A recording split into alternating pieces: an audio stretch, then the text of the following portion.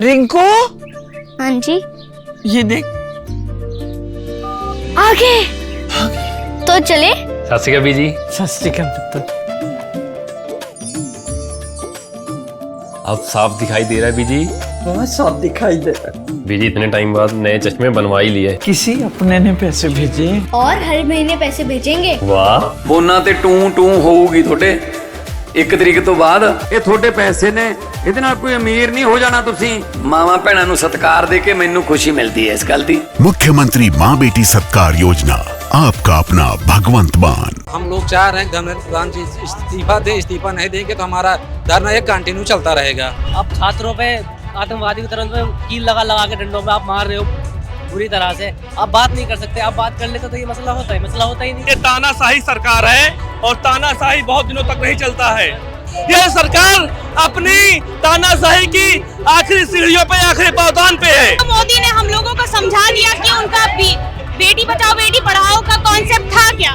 ये तो अंधभक्तों को समझने की जरूरत है। हम समझ चुके हैं, इसलिए हम यहाँ पर हैं। भारतीय जनता पार्टी से आज बेटी को बचाने का समय आ गया है, क्योंकि ये नारा बीजेपी ने इसीलिए दिया है कि बीजेपी से बेटी को बचाओ और बेटी को पढ़ाओ।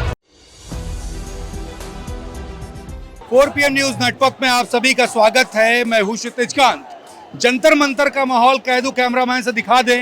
यहाँ पे देख रहे हैं, जहाँ पर भी आपकी जहाँ तक नजर जा रही है वहाँ तक आप सिर्फ नौजवानों को देख पाएंगे।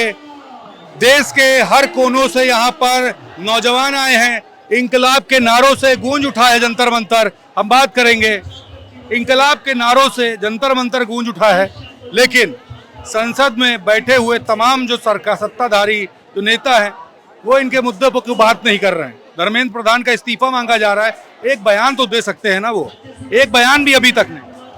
आज सरकार की ही नाकामी है। अगर वो फैसला जवाबदेही कर लिए होते तो आज यहाँ पे ये छात्र जो जंतर मंतर पर लाखों की संख्या में यहाँ पर आज भी उपस्थित है, ये उपस्थित होने का ये नौबत ना आई होती उनको।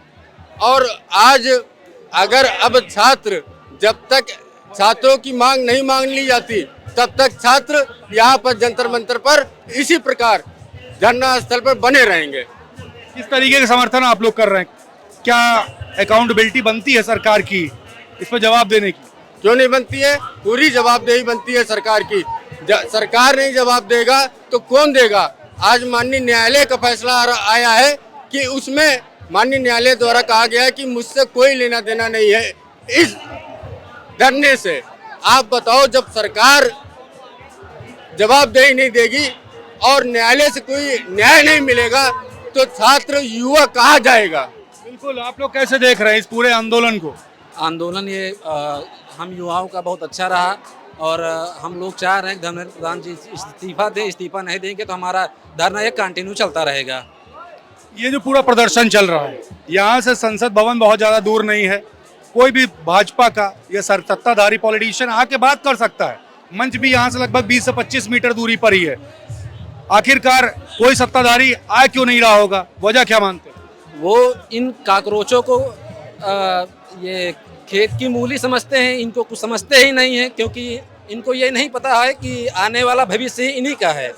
तब भी जो है ये सरकार इन यूथ के घमंड के चक्कर में ये यूथ को बेवकूफ़ समझते हैं, इसलिए वो आ नहीं रहे मिलने।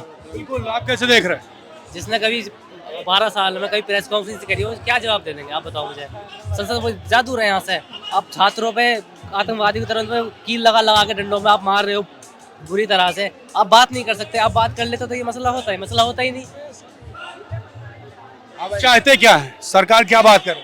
सरकार बात क्या करेगी? बात करने लायक हो जब तो एक अभी बात धर्मेंद्र प्रधान की नहीं है। धर्मेंद्र प्रधान इस्तीफा देगा, फिर किसे दिलवाएंगे इस्तीफा? रेल मंत्री ने रेल पे चौपट कर रखी है, वित्त मंत्री ने पूरी जीडीपी के नाम में चौपट कर रखी है। किसका इस्तीफा लेते फिरेंगे? इस्तीफा ले लो। इस्तीफा वही जब तक सरकार गिरा देंगे क्या? सरकार ही तो गिरेगी जब तक, ऐसे तो गिरेगी सरकार, क्योंकि अकाउंटेबिलिटी है ही नहीं। 12 साल हो गई है ये रोड पे, यहाँ रुपया गिर रहा दिन पे दिन, बेरोजगारी है, भुखमरी है, हर तरह से तानाशाही सरकार है, ये तानाशाही सरकार है और तानाशाही बहुत दिनों तक नहीं चलता है।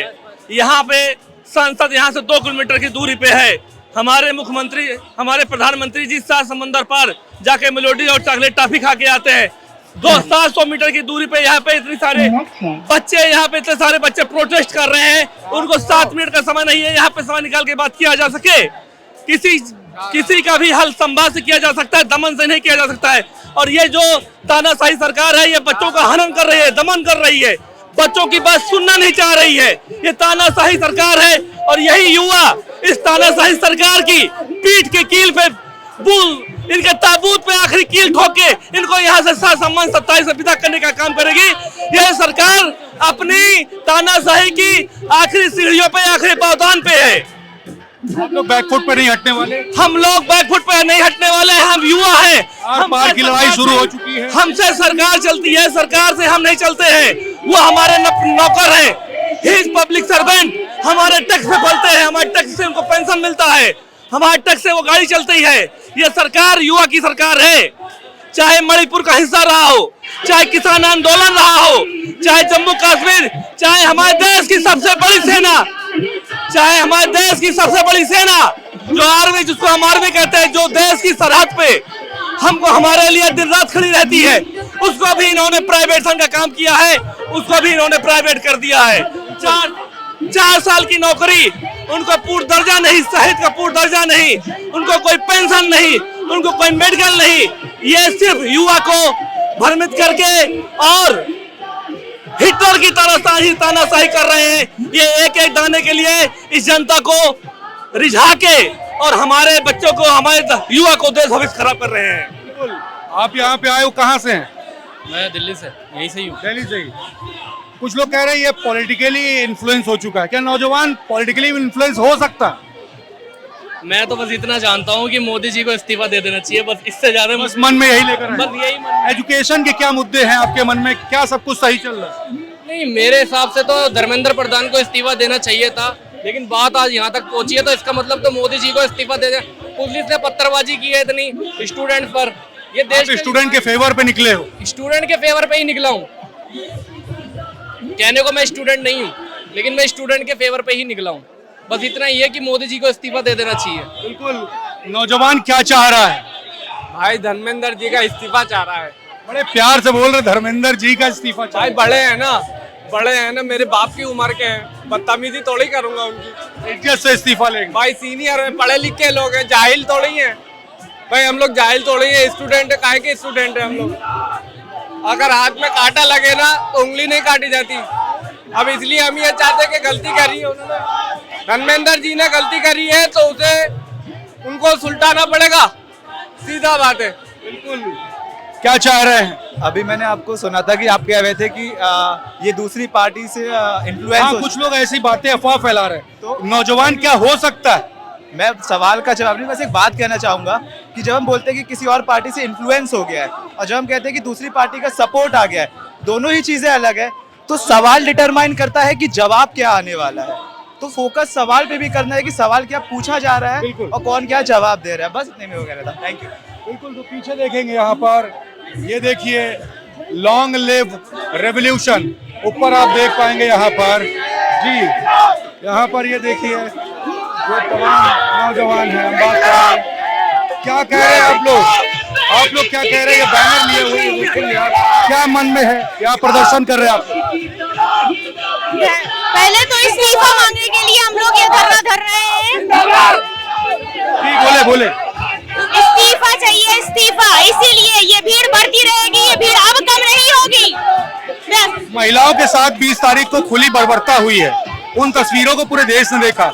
आप लोग के मैसेज क्या, उसमें क्या कहेंगे? ये तो मोदी ने हम लोगों को समझा दिया कि उनका बेटी बचाओ बेटी पढ़ाओ का कॉन्सेप्ट था क्या।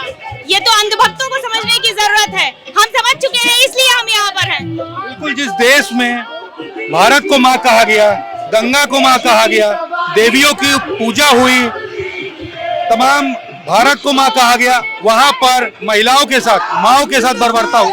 ये शिक्षा की लड़ाई है, इसलिए डिले हो रहा है। अगर ये धर्म की लड़ाई होती तो रातों रात फैसले होते, ये रातों रात फैसले होते। बिल्कुल। आप क्या चाहते हैं?